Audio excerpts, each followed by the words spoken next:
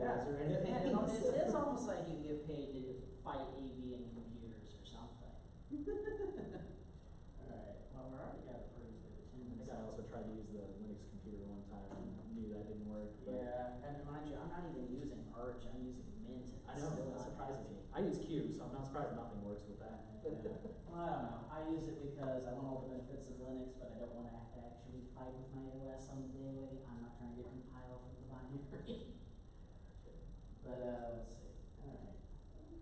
Yeah, I can touch base with Elijah about that stuff later. But yeah. Because then I wouldn't have to bug him about that, because he had it on some timer. Let's see. Ah yes, the live stream is going. Beautiful.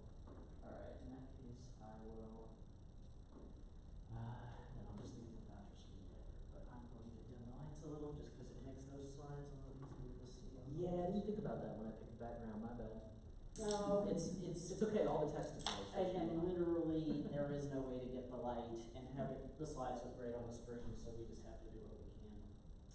Anyway, if you're ready to go, I would probably kick us. Oh, he gave them to us. Here they are. Did he? Oh, yeah. What does it say on the, when does they expire? Oh, wrong date though. Okay. Those are from. I was wait, gonna say, wait, those might be like- wait, no, that's the future. Oh, wait. September 2nd? No, it's September Is 7th. it European or American needs? Anyway, 9/7 or 7/10? I'm confirming, but I believe if you need a parking voucher, we have them up here. I don't know if they remember us, but they should work. Yeah, okay. I will confirm. But if we don't hear back from Elijah by the end, that's where they are. So anyway, let me pull up my thingy here. Keep going. Hey.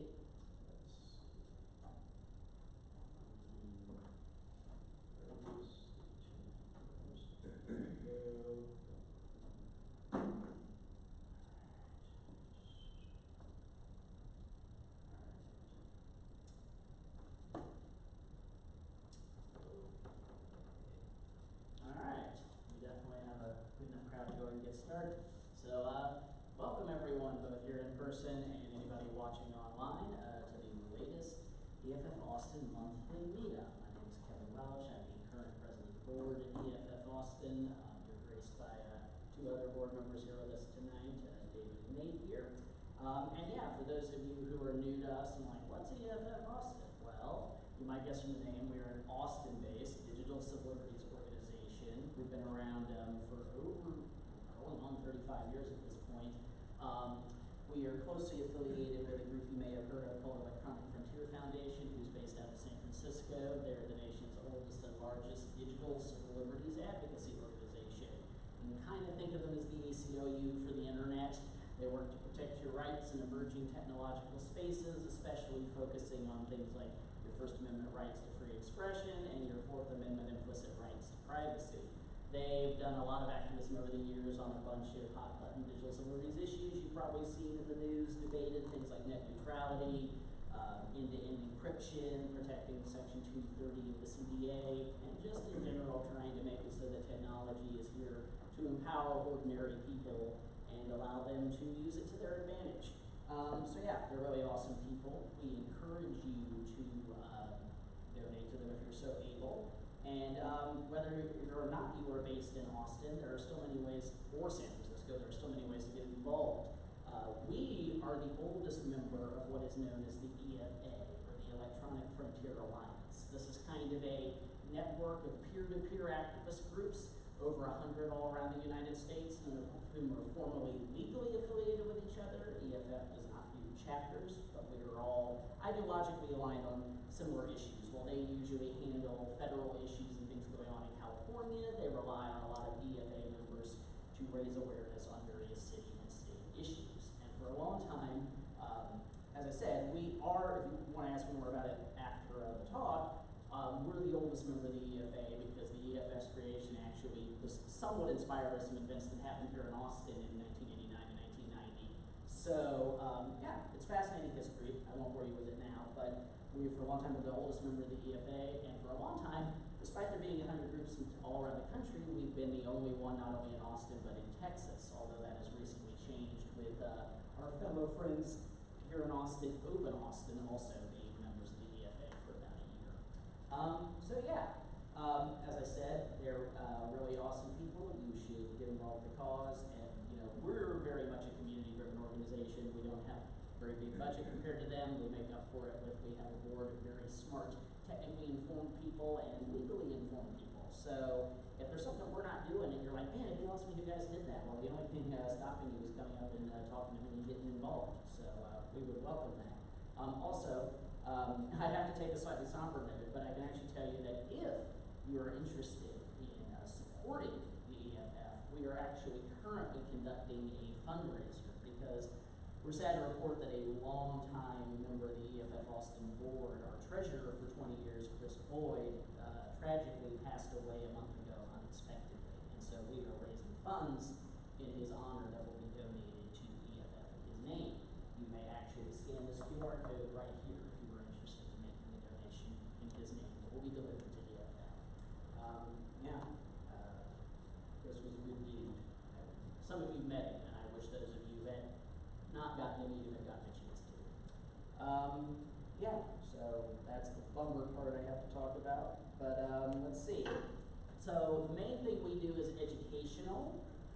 We have meetups here every month, every second Tuesday at 7 p.m. currently. That's been the fixed date for a long time at this point. I think they were Mondays when I started years ago, but this night has the least competition with other things. So you're all really dedicated, or there's nothing else to do on Tuesday night if you're here. But we do the second Tuesday of every month at 7 p.m.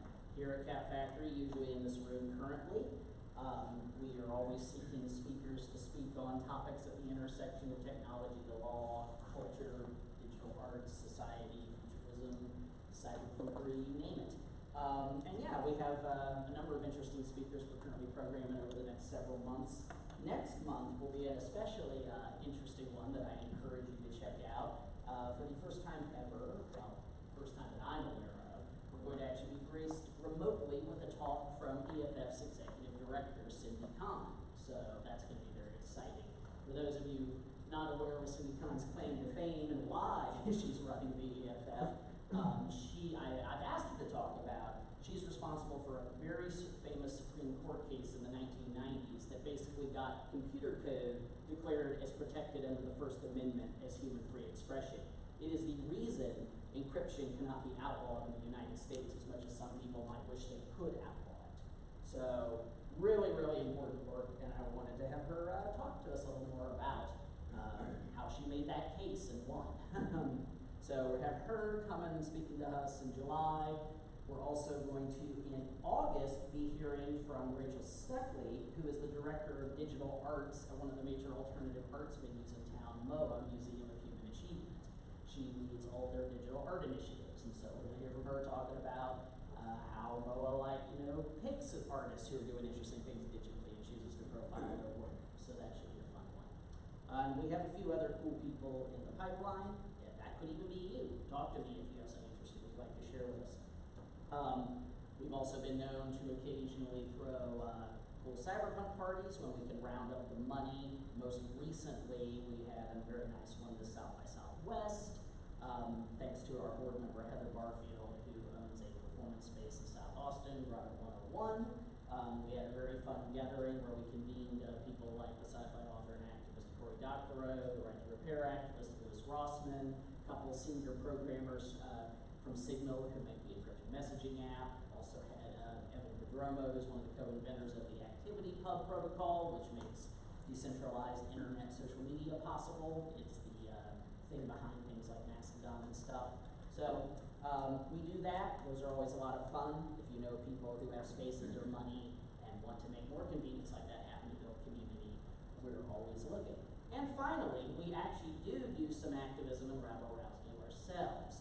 We've been involved both in the current Texas legislative session that recently concluded. We provided testimony and support on a number of bills that were going through session, including I was one of the, I call myself this, I was one of the technical experts, or activist experts, I should say, who was consulted by Rep. Quigley-Oni on HB 149, which is the AI bill that recently got passed into law. You can even see me quoted about it in the Texas Tribune article if you would like to learn more.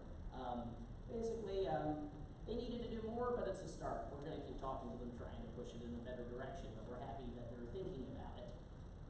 But I will say that the real big news recent this last month, if you are more interested in getting involved in the activism side of what EFF does, we've actually had some pretty big stuff going on here at the city level recently. You may even have seen a number of news articles about it, where I and our fellow member Mackenzie have been quoted in quite a few of them. But you may have heard that there was a big debate going on at the city council, where yet again we were debating automated license plate readers. Specifically, there had been a 1-year trial resumption of using the technology with a lot of conditions and concessions that we activists won over a year ago. And part of the conditions we won was that there was to be an audit of the program so that we could have a debate around, each side's claims and just how effective this was or wasn't being. Needless to say, that audit came out and we had a lot of concerns with what that audit revealed, concerns that we fundamentally felt meant the program, as we have always kind of believed it did, but we thought this just gave us additional hard data that the program cannot be used in a safe manner without endangering citizens' rights. We're very happy to report that EFF Austin, along with a coalition of a bunch of other activist groups here in town, we initially thought we were not going to have the votes to do anything about this, despite the immense problems the audit raised, but we actually managed to convince 7 city council members that the program should be discontinued. So we are very proud of this victory. This is not to say that the fight is over, because at least 2 or 3 of those people we talked into discontinuing it still believe that while the audit revealed major issues that have to be fixed, they still believe that somehow there is a way to thread the needle of using this technology in a way where you can get the benefits without the harms. We continue to be incredibly skeptical, to put it lightly, that is possible. That being said, in fairness to our city council members, their arguments are nuanced and complex, and so we have our work ahead of us if we want to convince them that we are right on this issue when they try to bring them back in 6 months. So the fight is not over. There are big coalitions continuing to work on this as we speak. We encourage you to reach out and get involved, because the way this happened was overwhelming public pressure, and that's frankly how anything happens in politics. So we encourage you to get involved to make it so that that victory is not just a temporary victory. Okay, I've talked enough. Let's now actually get to why you're all here, which is to hear from we always have great speakers, and I'm very happy that yet again we're going to be hearing from our board member, Nate, who really, whenever I need somebody to try to explain how ordinary people can improve their privacy, but not explain it in a way that starts with things like, well, first you're going to encrypt your Linux hard drive using a hash, and he keeps it accessible for those of us who care, but don't necessarily want to get a CS degree. Basically, our speaker this month is Nate. In addition to being an awesome board member, he's the founder and editor of The New Oil, which is a project dedicated to making data privacy and cybersecurity accessible to the masses through education. I know Nate will hate me if I do the whole spiel, so I'll cut it there at that, and strongly encourage you to check out his website, The New Oil, which is an invaluable privacy resource. Nate's talked to us in the past about things like using password managers to have strong, non-repeated passwords. I was sort of like, hey, we need to do another privacy little thingy. And so Nate suggested that we talk a little bit about how to make these delightful little surveillance devices just a little more private and secure. But from the perspective of, we're not going to throw these away. Even ignoring that modern life increasingly requires them, they're really useful. So, no, we're not approaching this from a throw your phone away standpoint. But there are a lot of things you can do, even if you're maybe, not technically literate enough to know how to analyze network packets coming out of your phone, and you're just like, what are some simple interventions I can do? It turns out there's a lot you can do. And so Nate's going to walk us through what some of those are. Take it away. These chairs are really weird. First of all, I apologize if I keep clearing my throat. I've definitely not had enough water to drink today, which is why I went and got a beer. It's a thing I do when I'm dehydrated, so I apologize if that's really annoying. As Kevin said, I'm Nate. I run a website called The New Oil, which is, like he said, I'm trying to make privacy. The idea is when you walk away from that website, you have a baseline level of the basics you need to know about encrypted email, what encryption is, password managers, stuff like that. And so, yeah, we have a lot of amazing guests come through here with really cool ideas. I'm very low on the technical skills spectrum compared to them, so I'm going to keep it really simple and talk about phones. Like Kevin said, in a perfect world, we just throw them all into Lake Austin and move on with our lives, but that is not possible for most of us. I was definitely listening to music on the way here in my car, plugged into the phone, so kind of not feasible. So the first thing I always like to start with whenever I give any kind of talk is why you should listen to me, what is my expertise, and the answer is none. I'm not formally educated. I didn't go to school for this stuff or anything like that, but I got into the privacy space around 2017, give or take, and I'm one of those people that's probably got a little bit of ADHD. I've had multiple people who are diagnosed with ADHD tell me that. So if you know what a hyperfixation is, I definitely hyperfixated on privacy and jumped right into the deep end and have been there ever since. So I'm not an expert. I don't like calling myself an expert, but I've definitely put in the proverbial 10,000 hours. So, and again, I mentioned the new oil. I started that around 2018, and originally it was something just for my friends and family, but I kept running into people online who would ask these really, really basic questions, and I'd be like, oh, I made this website. It might help you out, and it kind of snowballed from there. We get a pretty significant amount of traffic every year, honestly.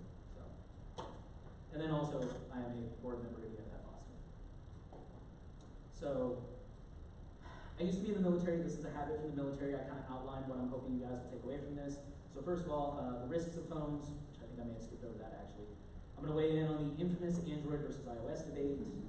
We're going to talk about how to harden your phone, and I put hardening in quotes because I'm going to start from the bottom end and go all the way up to the more advanced stuff, which, like I said, I've been thinking for weeks how to word this little disclaimer. So, a lot of the time, I prefer to give privacy information to people in small doses because when you come up to someone and you tell them they're doing everything wrong, they get really defensive and they feel like they're being attacked. And I do not want anybody to feel that way today. So, if I'm talking and I'm saying all these things like, I don't recommend this, I don't recommend this, I recommend switching to this, and you're like, I'm not doing any of this, please understand that I'm not here to make anyone feel bad or like call anybody out. If you only take away one thing, I would still call that a win. Because it's all about, privacy is a spectrum. I've written about this a million times. Like, there is no either you're private or you're not. You're more private or you're less private. There's always something that's, there's the infamous quote about there's no computer that's unhackable unless it's like turned off, buried underground, and covered in lead. And even then, I had my doubts. I forget who said that, but yeah, so just wanted to say that up front. Oh, I did talk about threats. Great. So phones are a mixed bag. Like Kevin said, there's they bring a lot of convenience to our lives. We have navigation, we have information, we have access to people. I'm constantly at work calling project managers, asking questions, looking up manuals online, taking pictures. Like, phones have a lot of very practical use in our lives. We all know that. There's also technical advantages. Phones are really secure compared to computers. It's almost like we took all the mistakes we made with computers and learned what not to do, and then made phones. The problem is that also makes them harder to tweak. So for a computer, for example, you can put Linux on it, right? And that's considerably more private compared to Windows, which I know is ironic when I'm working on Windows right now. You can't do that as easily with a phone. There's kind of only a handful of phones you can really do that to. And then most of us are probably aware of this crowd. Phones are 24/7 tracking devices. They track your location at all times, even if you deny apps. They track your sleeping patterns for most of us. Most people use their phone as an alarm, or I will admit, I'm one of these people, the first thing I do when I wake up is grab my phone, I check if there's any missed messages. They track your interests based on the apps you download, the websites you use. They track, for some of us, your health patterns. If you use any kind of Fitbits or, I use like a calorie counting app, like, they track all that kind of stuff. And apps in particular are a really huge risk, but I will get to that more later. This may be a really short talk, by the way. So, I figured I would start from the very beginning. Let's say, hypothetically, God forbid, I don't wish this on any of you, but you step out the door, your phone slips out of your hand, shatters all over the ground, you need to go buy a new phone tomorrow. If you were to start from the very beginning and you're thinking, okay, what is the most private thing I can do with a phone? Should you get an Android or an iPhone? iOS, I should have switched those, is more secure, and I would argue is more private by default. Apple still collects a significant amount of data, but they tend to keep it in-house. They don't use it for targeted advertising. They make the bulk of their money from selling hardware, selling premium features like their iCloud stuff. And they are, again, I'm not a technical expert, but I've heard this from people I trust. The sandboxing is better on apps and stuff, so they are more secure compared to an Android. However, Androids have a lot more potential. You can sideload apps, which is incredible because every app you download from the Play Store will come built in with some Google Analytics stuff into it. There's actually one of my favorite stories. There's a VPN called iVPN, and like a lot of VPNs, they have ad blocking built into the VPN. Google made them remove that feature before putting it into the Play Store. But if you sideload it or get it from another app store, the feature's in there. So sideloading really opens a lot of doors. And then you can also, I mentioned you can't put Linux on a phone. You can do that with certain phones. Not Linux specifically, but you can put modified Android operating systems. And I'll talk about that a little later in detail. So my personal opinion, Pixels and iPhones are the only phones worth paying for. iPhones, I already made the case for that. Pixels, I would argue, if you're going to get an Android, a Pixel, number one, they are very secure. They have great hardware security. Number two, it's a matter of less fingers than pie. Because if you've ever noticed, you go out and you get, let's say, a Motorola phone, right? And not only do you have all of Google's stuff on there, but then for some reason, every Android maker wants to put their own version of everything. So now you've got Chrome and their browser. And you've got, you know, I don't know, YouTube is preloaded on, I mean, it is with Pixels too, but it's just when you get a phone from another manufacturer, you're sharing that data with them too. If you get it from Google, you're only sharing it with Google. So it's just kind of a minimalism thing. And then, like I said, the hardware is pretty good. I don't see my notes on here, but I swear I wrote it in here. Android 0 days cost more. This article's a couple years old, so maybe outdated. Android 0 days cost more than iOS 0 days now, if I remember correctly, or about the same. Which, when you're looking at it from kind of a free market perspective, means they're probably about the same difficulty to hack. It's a little bit more nuanced than that, I want to admit that, but, and for those who don't know, a 0 day is basically a vulnerability in the phone that the developers are not aware of. So it's a hack that hackers are using to get into the device that nobody knows exists except.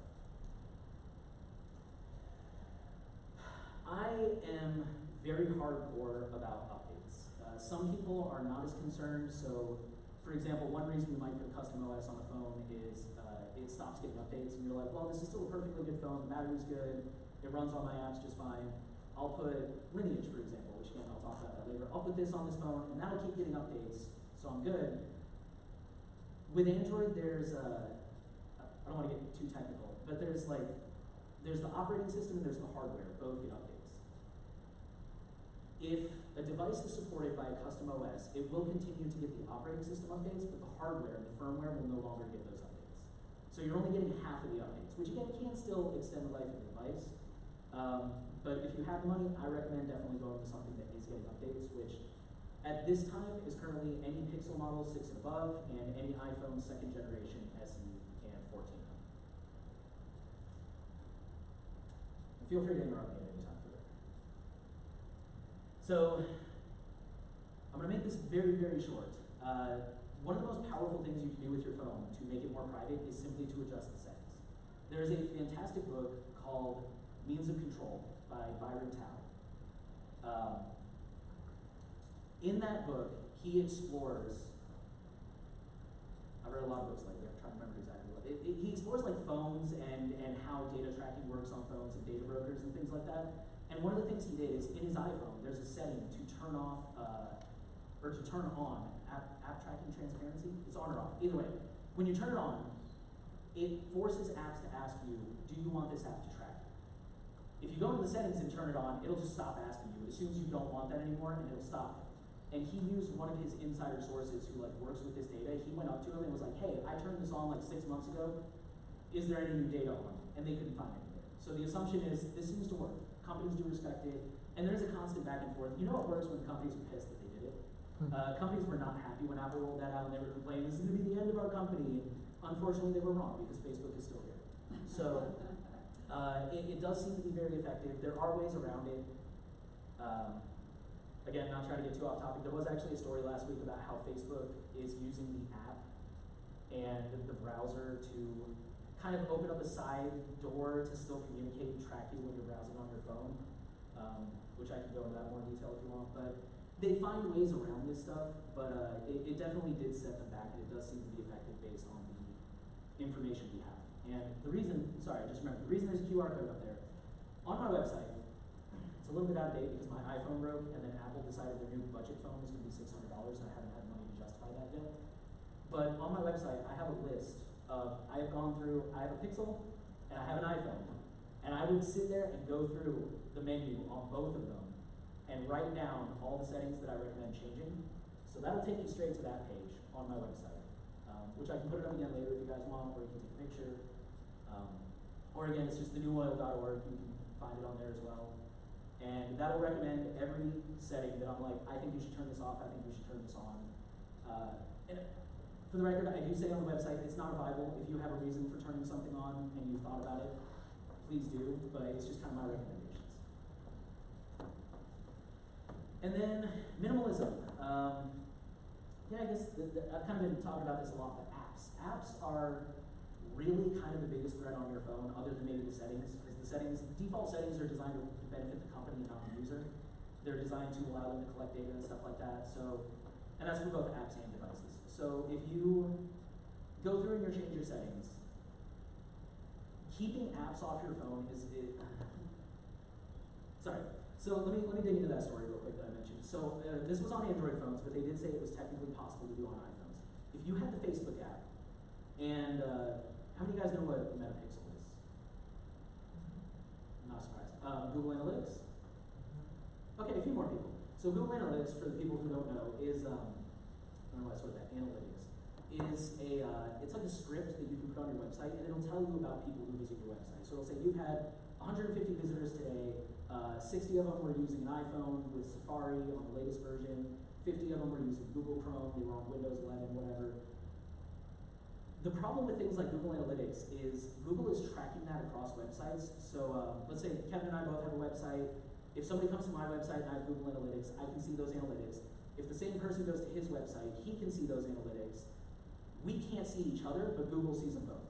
So Google uses that to track you. And Google Analytics is on, I believe, 80% of most websites out there. So it's very ubiquitous. The Metapixel is Meta's version of this thing. And I don't know why anybody would install that, but for some reason people do. It's also extremely popular. So what they were doing is when you visited on your Android phone, if you visited a website that had the Metapixel, it would open a second port. I'm getting a little bit out of my depth here. I don't know the details, but basically it would open a special port to communicate with the Facebook app, and the browser and the app would get around the sandboxing that's built into the phone and report to each other. So even if you're not signed in on the browser, the app knows that you were on that website and you're signed into the app, right? So it was using that to track. The easiest solution there is just to not have a Facebook app on your phone. This is something I see a lot that personally kind of baffles me is I see a lot of people with tons and tons and tons and tons of apps on their phone, and every time I have to wonder, like, when was the last time you opened that? I think we've all been in situations where I try really hard not to order from Amazon, but every once in a while you just have no choice. There's like something that you can't find anywhere else. And the last time I ordered from Amazon, they required me to download the app, turn on Bluetooth, and open the locker. And the minute I walked out of the store, I took the app off my phone. Because I know I'm not going to use it again for like 6 to 18 months. And a lot of people, I think, will download an app and kind of be afraid to like remove it. Well, what if I need it again tomorrow? Download it again tomorrow, in my personal opinion. Yeah, one of the biggest things you can do is definitely just to keep the apps off your phone. And if you use them, again, if you use them and you get value out of them, if you're going to be downloading the app every day, then obviously keep it on your phone. If you're going to be using it once every 6 months, I would recommend just remove it and put it back on your phone.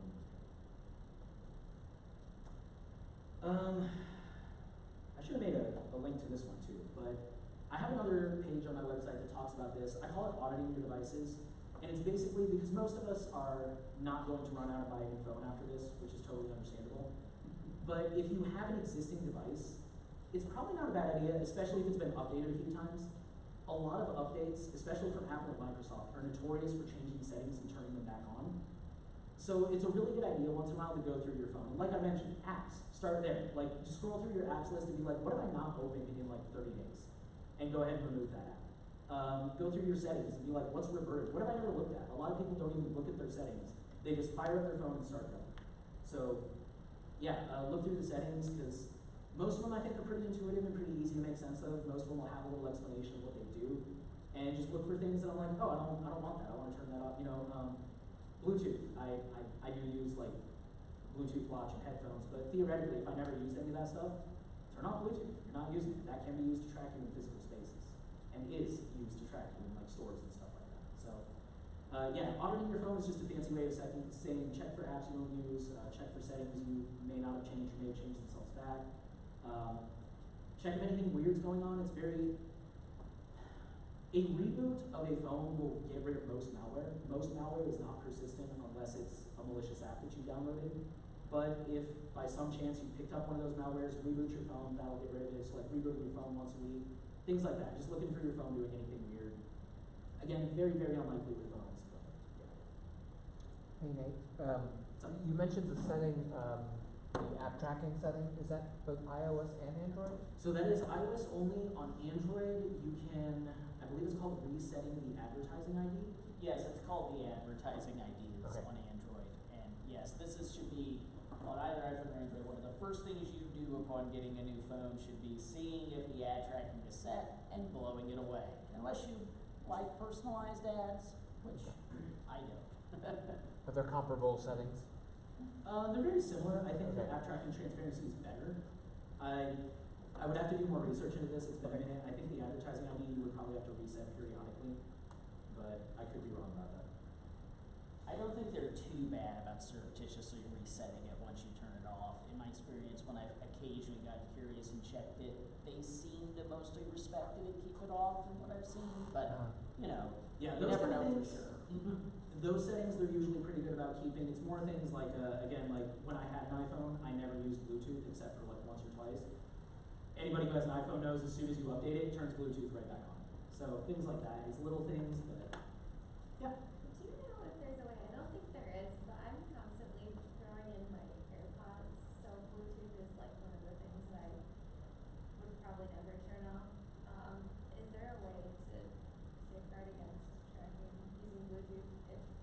So thankfully companies are doing a little bit better. I want to say, Kevin, chime in if you know anything about this.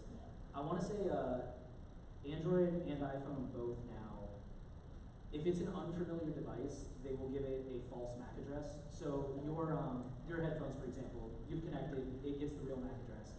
When you're walking around the store and the store is constantly pinging your phone through Bluetooth, it's going to give it might be the same MAC address for the whole visit, but it's not going to give them the real MAC address on your phone, which will make it harder to track you. The only one I'm aware of where you can do something like that is some of the custom Android operating systems. They have a setting where if you haven't used Bluetooth and you can change it like 30 minutes, an hour, 3 hours, it'll shut it off. But unfortunately, I don't know anything like that for iPhone. I mean, yeah, I will say I have to dig a little more into how modern MAC address mapping is handled on mobile, so I couldn't say for sure. I will say that as anytime you name any device in a network discoverable context via Wi-Fi or Bluetooth or whatever, and now I break this rule because I like the personalization and my threat model doesn't need this level of privacy. But one thing to be aware of is if you give your device a unique name, you may leak that name. And if it's a very memorable name, much like if you use a very memorable unique username in any online service, even if it doesn't say your legal identity, somebody who learns that you name your device as that may figure out who you are. So that's something to be aware of in your threat model. Most people, that's not a major concern, but if you needed total anonymity because you're being targeted in some way, that would be something to be aware of. I do know, you probably know this too as an iPhone user. When you tap, so you open the control panel from the bottom and you tap it, that'll shut it off for like 24 hours. But obviously that's not the same as like, oh, I haven't used it in 30 minutes, it shuts off. Or, you know, I'm running in the store for 5 minutes. And yeah, unfortunately. You might be able, it just occurs to me, I know iPhone has a lot of, like, what do they call them, like shortcuts or, I know there's tricks you can do to trigger certain things to happen at certain times. That might be something you could look into. Again, I'm not much of a power user, so I don't really know. Alright, so a little bit more intermediate, kind of sort of, is just swapping your default tabs. So I mentioned that trick with Android where Meta was getting around it. They actually found a significant number of browsers that block that. So DuckDuckGo was one of them, Brave was one of them, I believe Vivaldi, but there was a setting you had to turn on. Firefox is a really good browser, especially now that they're opening it up on mobile phone to accept plugins, or extensions, excuse me. I'm a big fan of recommending Brave just because out of the box it works. It has a built-in ad blocker, they do a lot of stuff behind the scenes to try and protect your privacy, but there are no great companies in the browser space. Brave has done a lot of shady stuff, Firefox, Mozilla has done a lot of shady stuff, neither of them are perfect. Yeah, but definitely getting off the default Safari, Chrome. Safari's not as bad as Chrome. Chrome is pretty much the worst, I gotta be honest. But getting off those defaults.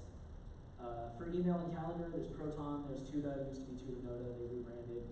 Signal instead of iMessage, or again, there's plenty of other perfectly great messengers out there, but just, again, looking through those default apps and being, what can I swap out for something that's a little bit more privacy respecting, a little bit more secure, that doesn't spy on me. And then, again, a little bit more intermediate, but minding your metadata. And for those who don't know, metadata is data about the data. So the EFF has a great page on this where, you know, for example, if you call, I'm going to be a little dark here, if you call, this is on their website, if you call the suicide hotline from the Golden Gate Bridge at 2 in the morning, they know your phone number called that phone number at this GPS coordinate at this time.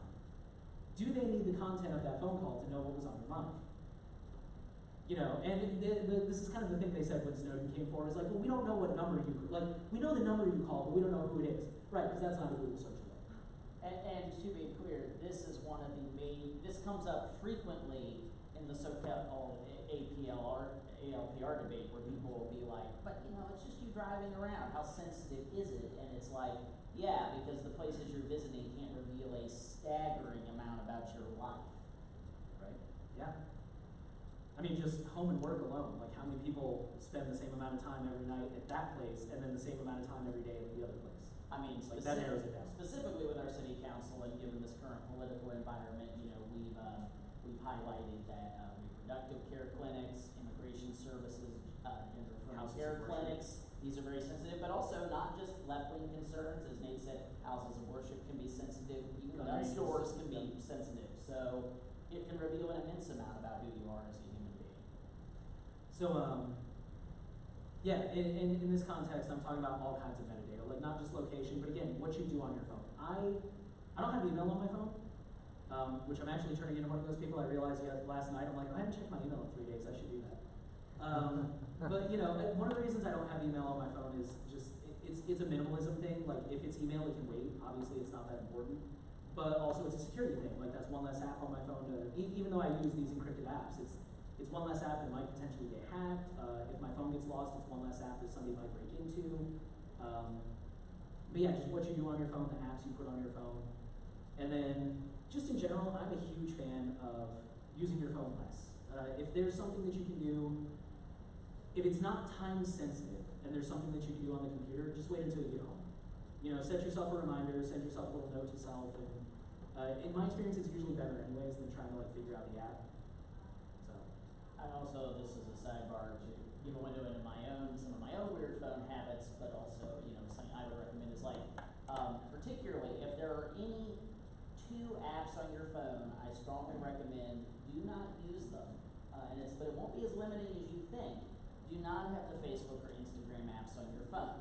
Now, I know, of course, that probably goes for TikTok too, but I don't use TikTok. But you may be going, but I still want to check it. And so what Facebook does not want you to know is you can access both sites in your web browser on your phone, just like you do on a desktop. And now, a lot of sites, yes, they have an app because their mobile site sucks. Meta has infinite money. Their mobile sites are beautifully optimized and easy to use. They don't want you to know this because they want to harvest data on you in the apps. But you absolutely can use Facebook and Instagram in your web browser on your phone. There is no reason to have those apps on your phone. You won't even have any usability issues. You'd be amazed. There's something called progressive web apps, which is basically the website version of the app, and it functions like the app. you would be amazed how many websites work as a progressive web app. And I have a video about this I'm on YouTube, I'm also on PeerTube. And I think it's about PWAs. I don't know, it's on there. It's a recent video, it's only a And couple to videos. be clear, you may have been like, if you're a privacy person, you may have been like, well, I don't see any websites supporting PWAs. That's probably because Firefox doesn't play nice with them. I found that out after I published the video. Otherwise, I would have mentioned that. You will. I actually know this because I had to recently, for my day job, dig into more how PWAs work. So you will have to bite the bullet and temporarily use Chrome or a Chromium browser to get the PWA. But then yes, once you download a PWA enabled site, which any meta site has the budget they will, you basically can get an app-like experience, but you're not running the app. You're running the website, but like it is a native app. And if you're curious about how the hell that works, it's basically there's this fancy manifest.json file that manages a bunch of metadata that tells your web browser how to download the website and run it natively. Since Facebook and Instagram are both Meta, is having one of the apps on your phone the same as having both? I mean, From a makes privacy sense? perspective, yes. Like Yeah. so it's, I'm like, if I'm like, oh, well, I'm gonna keep the Instagram app, but I'm gonna delete the Facebook app. I mean, the Facebook app's probably even worse, Probably even- but the but Instagram app That's is. what I'm wondering, are they sort of the same, or like, do you get a little bit less if better? I would argue you probably have better security because since they're two different apps, theoretically, one of them might have a vulnerability that the other one The doesn't other one have. doesn't have. But from a privacy perspective, they would be pretty much the same. The same, right? But I think Instagram does support PWAs. Okay. And I should be clear that yes, Facebook and Instagram have privacy settings where you can kind of tell it, I don't want you to link my accounts, but, and here's the thing, on one hand, what they do is a very lawyerly response to this, where, to the best of my knowledge, they aren't lying when like you say, please delink my Facebook and Instagram accounts. They do, but this comes with a couple big asterisks. One, if you have all the same friends on both apps, you'll have a shockingly similar experience where you'll be getting similar like suggested friends where it's not so much that, oh, they're secretly are sharing between the apps, it's just, oh, well, he's friends with all the same people, I'm gonna suggest the same things. But it's also, they de-link them in terms of the data they're gonna load into your browser that affects your experience. I promise you though, behind the scenes, Meta in their big giant database about you as a customer across all their products, they're still, whether you're using Facebook or Instagram, even if they're not linked in your experience, they're still adding it all to their master profile about you. So they're technically respecting your request, don't link. They still absolutely, everything you do in both is part of the one giant profile they're selling ahead of time. One thing I was going to say real quick on the topic of you have to use a Chromium-based browser or a WebKit-based browser, which is all WebKit on iOS.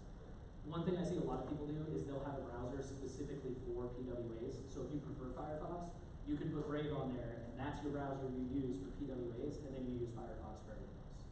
So well, that's one trick I see. All right, then some more advanced stuff.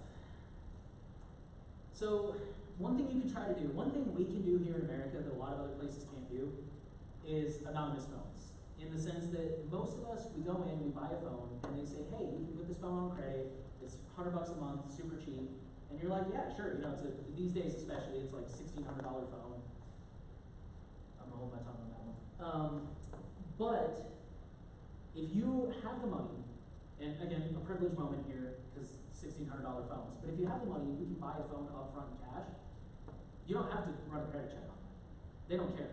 They'll give you the phone. And then if you go to an MVNO, such as Mint Mobile, Boost Mobile's terrible, but technically they are dirt cheap.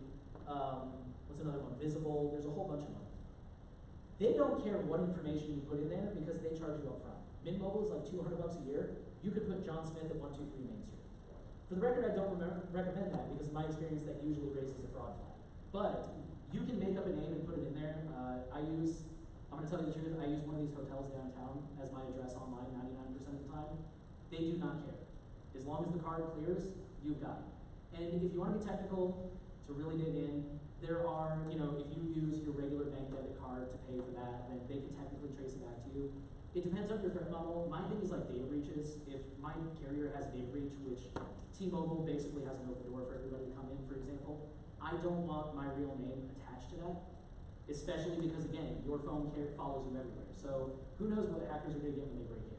And if they know that's your name, and now they know where your house is because you're there every night or something like that. But it really helps with data breaches, data brokers, things like that. Again, we're in the more advanced section. Not everybody has to do that, but it is something to keep in mind.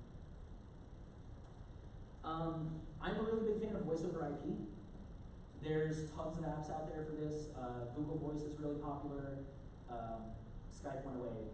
MySudo is really popular in the privacy community. Well, technically, isn't that what Signal's used behind the scenes for the voice calls too? Just encrypted?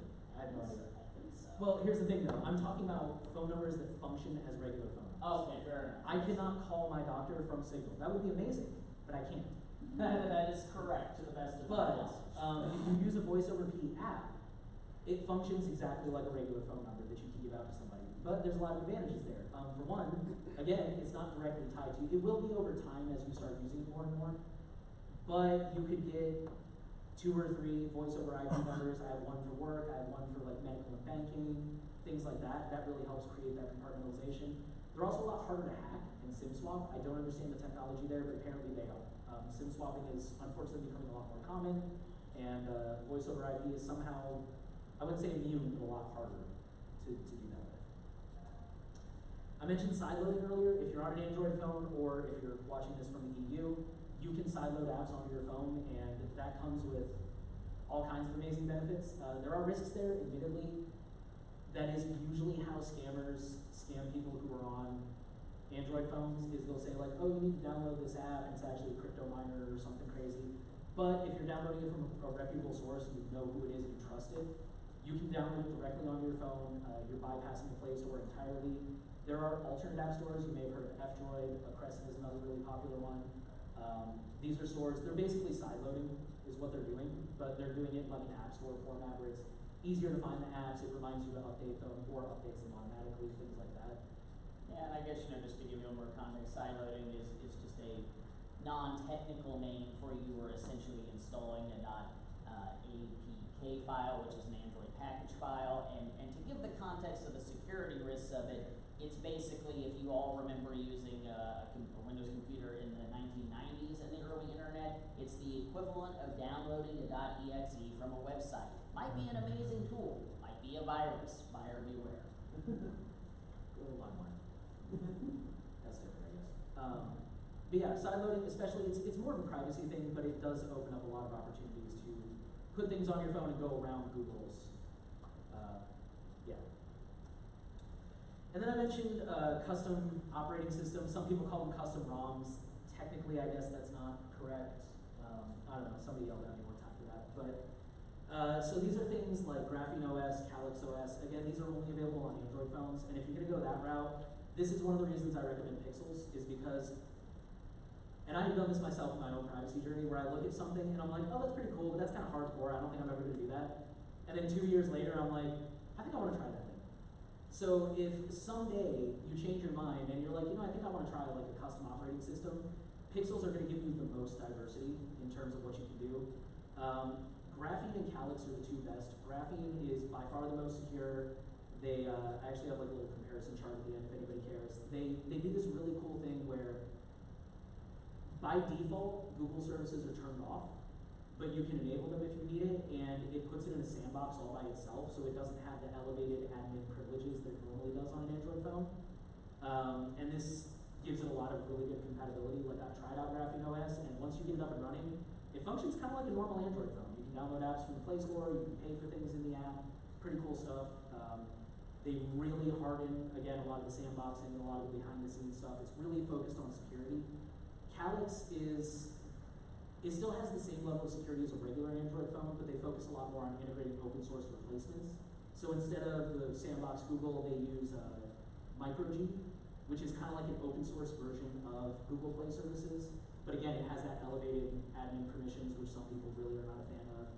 There's also some other ones that are really popular. Most of them are a fork of what's called Lineage OS, which is, the nice thing about Lineage is it supports a lot of different phones, like dozens of phones, but You can't lock the bootloader, so things like your banking app, it will detect that the phone has been tampered with, and usually it won't want to run. That's kind of the main drawback, but yeah. So again, that's like really more advanced stuff. But technically, if you want to go all the way, like a phone with graphene or calyx is probably about as hardcore as you can get. And that was kind of my whole talk. So it's a pretty straightforward subject, and I also cut a lot of it out by removing the page about settings instead of just listing every single setting, which I don't think anybody would have appreciated. But and that's a QR code to the website. I don't know why. I'm just using a lot of QR codes there. But yeah, that's pretty much it. So I think again, the big thing I want people to take away is, you know, even if it's one thing, like again, next time you have a minute, if you're looking at your phone and going through all the different apps, like what haven't I used in forever, what can I get rid of? Checking the settings on your phone, especially nowadays, phones have permissions. You can limit the app's permissions, so you can look at a phone and be like, this doesn't need access to my contacts. I don't care. This doesn't need access to the microphone. Some, like I think dating apps now, you can give it either like precise location or rough location. And it's like, well, you don't need to know exactly where I live unless you're looking for somebody on the same block, I guess. But, you know, things like that. So, yeah, everything, Kevin brought up that threat modeling earlier. Like I said, everything is a threat model. If there's something here, again, custom phones. Like ideally in a perfect world, everybody uses a custom de-Google phone, but there's plenty of valid reasons not to. Everybody's got to do that. So, that's kind of all I got.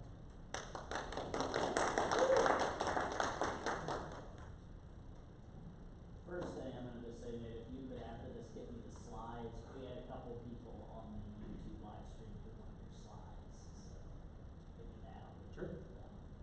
I mean, the two QR codes are both to the website. One of them just takes you straight to the settings page. Cool. So, Cool. but yeah, thenewOil.org, it's right up there. If you go there, all the settings are listed there. Saw somebody's hand go up. Yes, one comment and one question. Sure. When it comes to keeping a clean, this is a comment by the way, when it comes to keeping a clean phone on the iOS side, there's a nice feature that's kind of buried away called app offloading. I saw that, yeah. One of the annoyances of iOS, which is kind of a good thing, is that it's really good about cleaning out data when you delete an app. However, if it's something you use every 6 months, like in my case Uber or Lyft, I'm very rarely using them. I hate having to reinstall it and then redo all my settings and then check all my privacy settings and so on. If you do offload, the app is gone, but the icon is still there with a little download image next to it, and it'll keep your settings for those apps you use like every 6 months. So Awesome. I wanted to throw that out there. Google has something similar real quick where if an app hasn't been used in, I think, like 3 months, it'll reset all the permissions. So it's not quite the same, but at least it kind of like, if you forgot you gave it microphone access or something, it like kicks it off after a while. So. Yeah, this is actually, you know, Google is such a mixed bag on privacy. Some stuff is actually really awesome from a privacy standpoint, but we can never get away from what their fundamental business and the way they make money is. But yes, they will periodically shut down your apps you're not using and lock them out of the more sensitive permissions. And then on the question side under the advanced category, do you have an opinion on iOS lockdown mode? Oh, yes, thank you for mentioning that. So, for those who don't know, lockdown mode is something that Apple introduced 2022, I want to say. And it's really designed for people in high threat model situations like journalists and activists. And what it does is it disables a bunch of little features on your phone. So, for example, correct me if I'm wrong, I think one of them is like if you receive an iMessage that has a link in it, the link from a stranger, a number you've never contacted, the link will be disabled and you have to choose to enable it before you can click on it. There's tons and tons of other stuff. It's, from what I understand, it's really good. Trying to think how I want to word something. It's definitely the best you can do on an iPhone. I would recommend, my personal opinion is just turn it on and try it.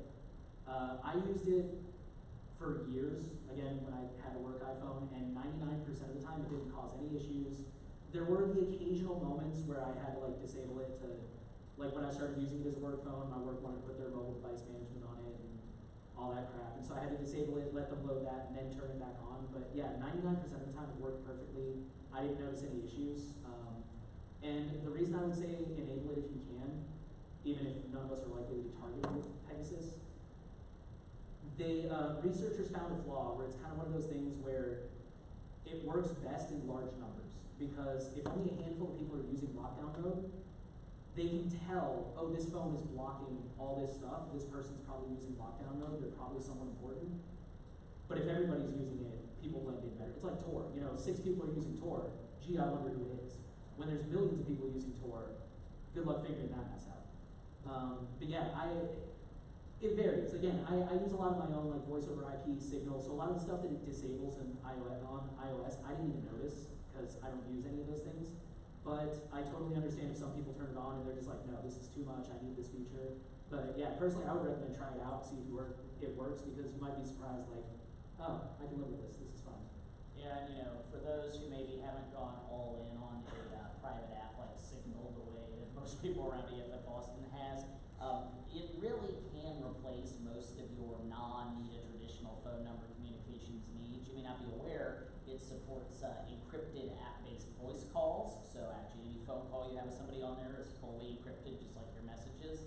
And it actually now supports video calls, and even more than that, video group chats that I've tested up to 9 people with no stability issues. So it might not work if you need to have that big Zoom call with 200 people, but if that's not your use case, it can literally replace Zoom and anything else you're using. They also rolled out, what would you call it, like a call link. So instead of having to like make a group chat with people and then do a call, you can send like an event link, like, hey, click on this and you'll join the Signal call. They do have to be using Signal for that, but it's it's a little bit more like you were saying, it can work as a Zoom replacement kind of thing. So. And they've actually recently enhanced, one of the biggest complaints they got for a long time is that you still had to leak your phone number to people you want to talk with. You can now entirely mash your phone number behind a Signal username, so you don't even have to leak your real phone number if you want to use Signal. Well, you can use voice over IP. Well, that too. But yeah, either way, you still have to use You don't phone even number have to sign link up. your fake real phone number. Well, you still have to link it. You do have to sign up. Oh, link. Yeah, you don't have to expose your phone number. Right. So. In fact, I don't remember where I found this blog post, but believe it or not, there is an incredibly bizarre convoluted workaround where the one place you have to give Signal real info about yourself is your real phone number when you sign up, although they'll mask it, but they do need that to initiate. Apparently, and this is a hard challenge in this day and age, if you can find a particular kind of payphone to call a what is my number service, a few of which are still running, you can actually sign up for Signal without even giving them your real phone number. I think I read that. So really, but also, if you but find not a payphone, you heard it. So. And also, just to tie into one thing that Nate was saying, this is a privacy principle in general, not just around phone privacy. That the unfortunate irony is those of us who really care about our privacy can sometimes, ironically, stick out like a sore thumb because we're the only one using this privacy tool. And this in general is known as what's called fingerprinting, which is actually a really sneaky technique some ad spy people use, where they won't even need to rely on things like cookies to identify you and track you around the internet. They will literally use things like, they'll have an invisible thing they'll force your browser to render, and subtle differences in your video card of how it renders it, they'll use to narrow down your exact hardware profile, which can uniquely identify you. So this is a really hard attack to defend against. Usually the current only sort of quasi-effective defense I've heard recommended, Nate may know others, is that there is a really hardcore privacy browser called Molebed browser, which is basically a lockdown Firefox. And one of the really fancy things it does is it makes every Molebed browser look literally identical to a web server, so it defeats fingerprinting. It's the Tor browser without Tor. Yeah. That's what I call it. It has a uBlock origin bundled in it. Also that, which makes it better than Tor. Yes.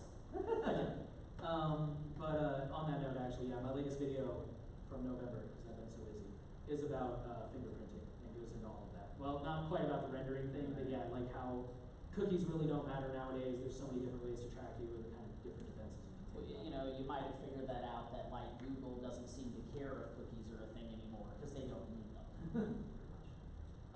Real quick, just to finish last thought.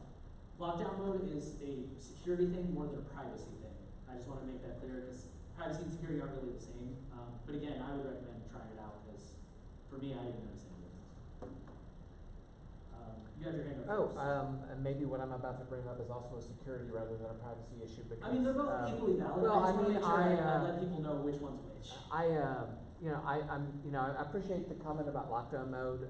I'm no longer a journalist and no longer, or not, actively an activist, but, I do find myself down at the Capitol in large groups of people more and more these days, and I Okay. remind myself, every once in a while how to turn off, Face ID on my phone, which I believe is just the power button and the up volume button. And Kevin may be able to, shed more light on this, but I believe that, it requires a warrant to get your fingerprint on your phone to unlock it, but not your face.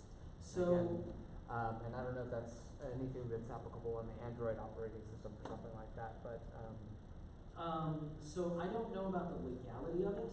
From what I understand, I do know that there have been stories of cops abusing Face ID where they'll take your phone and then point it at you, and now it's unlocked. yeah. Lucky for them, it was just like that. So in 3 yeah. seconds, you can disable that on your phone.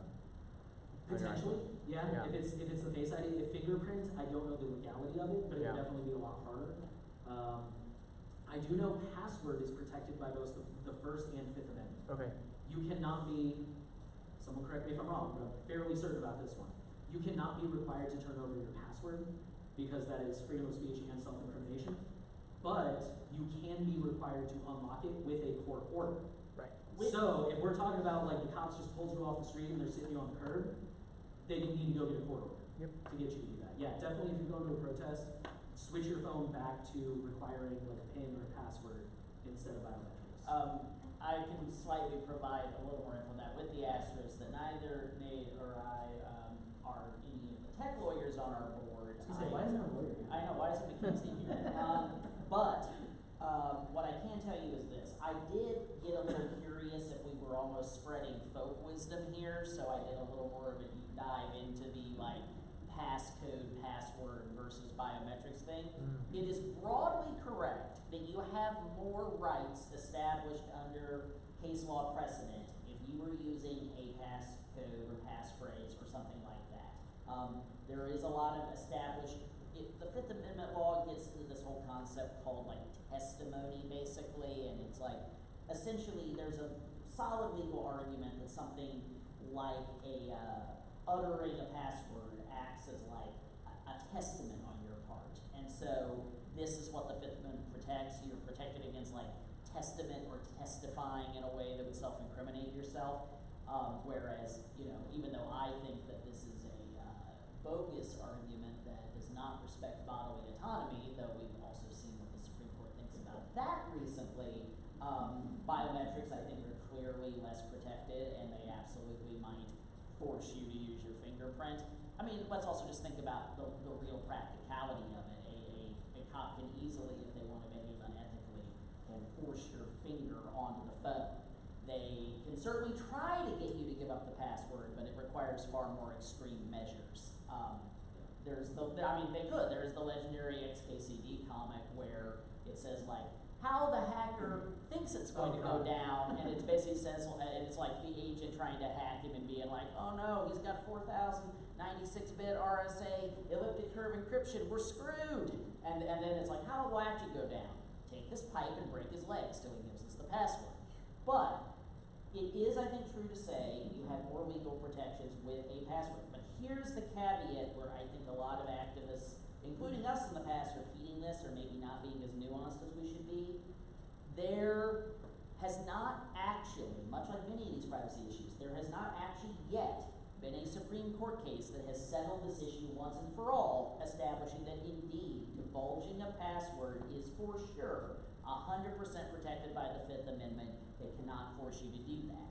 There are a lot of lower court cases that have found this, such that there is a very strong precedent combined with prior Supreme Court cases on the Fifth Amendment that seems to indicate if a case ever made it to the Supreme Court, barring some very creative judicial activism, there is no way to argue it wouldn't be protected, but it's technically not been settled at the Supreme Court yet. Yeah, the whole, what I just said is kind of like the latest rulings from lower courts. But yeah, a quick thing that I should have mentioned. See, there's so much to this topic that it's kind of hard sometimes to like pick what things to talk about. On that note, for those of you who don't know, the most secure state your phone can possibly be in, no matter what phone it is when you reboot it, before you unlock it. So that's called before first unlock. And that is when, you can test this yourself actually. Go home, reboot your phone, and then once it reboots, have somebody who's in your contacts list, like a roommate or a spouse, have them call you, and it won't show up as their name, it'll show up as the phone number. Because your phone hasn't been unlocked yet, so it hasn't unlocked your contacts or anything like that. So if you think they're about to take your phone, like you get pulled over or something, and you think they might take your phone, turn it off. And then once they reboot it, first of all, things like Celebrate, they'll have a much harder time hacking it, depending on what kind of phone you got, iPhones and Pixels. Second, fingerprint and Face ID won't work anymore. So that'll kind of give you some of that protection. Yeah, that's a very important thing, especially if you are rightfully concerned about crossing a border or taking an international flight given recent events. Turn your phone off. It means that certain memory, certain data will not be loaded into the easily accessible, quick access memory of the phone's OS, and so it'll be completely locked down and encrypted, and yeah, requires, you know, a much more powerful hacking tool to get at it, let's just say, such that if they just kind of stopped you and you're not actually somebody they're really interested in, you may get out of it without all your phone's data having been taken. And you had your hand up over here? No? Somebody did over here. Oh, it was about Fourth Amendment cybersecurity, but I'm an attorney. I feel confident with what you said. So all right, yes, please, we need to be called out for spreading this information. So Yeah. I'm happy to hear you think I got the appropriate nuance there. Oh, and yes, I confirm with everyone if you need a parking voucher, those are good, so please take one if you need. I guess, since we're already on the topic, Nate, are there any other privacy while protesting with one's phone tip you might divulge with us? Because I hear there might have been some protesting going on last night here in Austin, and regardless of your politics, you have a right to protest and to do so safely and privately. So yeah, afterwards I'll leave this up because I know that's 4 QR codes there, but this is the EFF surveillance self-defense guide. This is my friends over in Privacy Guys wrote a blog post. That is my blog post, and this is a website I just recently became acquainted with called Activist Checklist. That'll take you specifically to their protesting guide, which I will admit I have not read in full, but I did skim it and it looks really good. They actually also break it down if you're attending the protest or organizing the protest, which I thought was pretty cool. So yeah, between all 4 of those, there should be tons of information to sort through. And, you know, I will just tell you over on principle, and I know it is difficult given how effective tools are for organizing. Once again, maybe I would defer to the advice there in those guides. But one thing I would broadly say in general, and I speak from experience in this, a tool like, say, an encrypted messaging app like Signal is an incredible organizing tool. I can speak from firsthand experience that probably part of why we were able to stop ALPRs is the incredible organizing tool that Signal private group chats represent.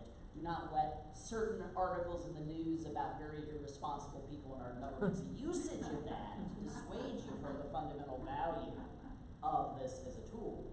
Now that being said though, its primary value is in your organizing before you take action. So by all means, organize, if you're gonna go to a protest, organize in the Signal group chat.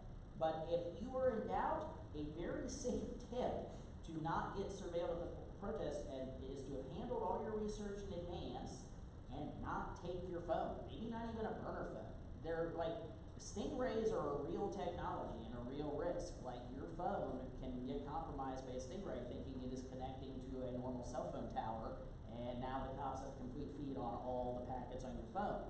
The guaranteed way to not be spied on or hacked electronically is don't bring your phone or a device. So not to scare everybody, but fun fact, one of the people I met at the South by Southwest party, so EFF released this thing called a Ray Hunter, and it's a Wi-Fi hotspot. You buy it yourself, it's only about $20, and they released a software that you can flash onto it, and it will detect stingrays, which for those who don't know, stingrays is the brand name, kind of like Kleenex. It is, what are they called, IMS eye catchers? Yes. And what they do, and they're very easy to hide, they're about, I don't know, about this big, give or take.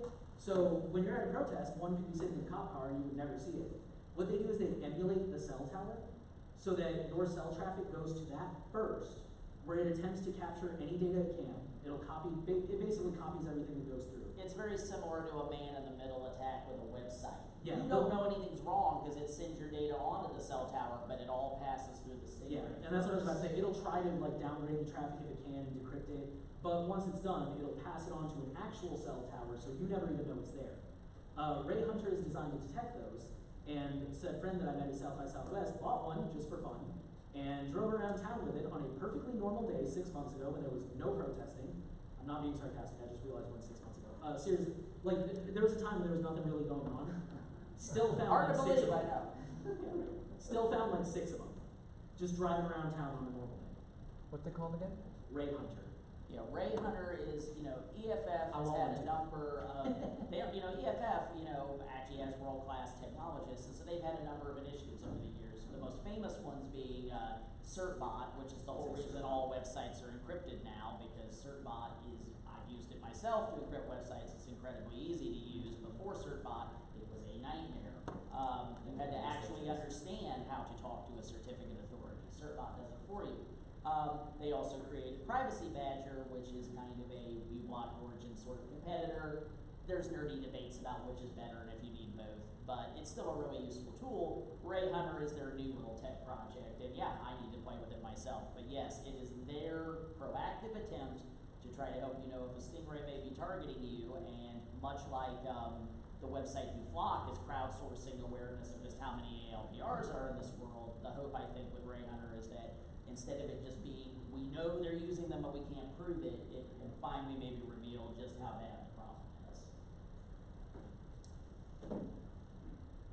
Have you tried to buy one of those devices? When I went to go try and buy one, I could not find it. I don't know if maybe it was just kind of. Well, I know people at EFF, I'll ask them if there's been some delays in shipping or whatnot. I was gonna say, I wonder if maybe that was like an initial rush when It it was came out when with they it. first announced. Okay, because I haven't heard that, but it wouldn't surprise me if like they just came in, and Austin's a tech town, so of course, every hacker and their mom's gonna go try and buy 6 of them. So. Right, and this can definitely happen with very awesome hobbyist projects. Like anytime Framework Laptops release a new laptop, it takes like 6 months pre-order to get it, basically.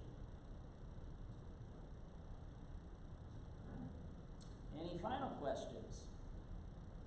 And I know it may be annoying to hear the answer is the only way to be private is to throw all your toys away. To be really private, unfortunately, yeah. But I hope this talk's empowered you to at least realize, you can still have some modern conveniences without leaving your house unlocked. And again, like the new oil's got everything I mentioned. It's got the list of those settings. It's got password managers, email recommendations, like messaging recommendations. So if you forget any of it or you want more detail, it's on there. I see all the emails. I try to respond to them. Sometimes I'm busy and I forget, but I promise I try to respond every day. Yes, All of you have checked your email every day. I did check it this morning, I think. Yes, and also I'm just going to make a quick little thing. In general, this is a statement of the room, but it's especially anybody watching online. I apologize that a number of you had both audio and visual issues attending tonight. I was aware we've been having some of those issues. I've been working with them on Cat Factory. Evidently, they are still quite bad, and so apologies. None of us get paid to do what we do at the EFF Austin. We're all unpaid board members who believe in this, but nonetheless, we believe in accessibility. We are sorry you had a bad experience. Cat Factory has not been as proactive in the past about this when I've raised it, but I have really impressed it. I've already talked to them. I'm going to try to get you a solution here. Worst case, we will look into solving it ourselves. We are techniques, but I do apologize for any issues you Say had. the problem is we don't have access to their system. Yeah, I know. They should just give us access. We wouldn't abuse our power. Thank you all. Thank you. Thank you very much. And for anybody who can stick around, as those of you who attend regularly know, we usually go over to the bar in the Omni lobby to have a drink and hang out. So feel free to stick around if you can. Otherwise, we'll see you next month.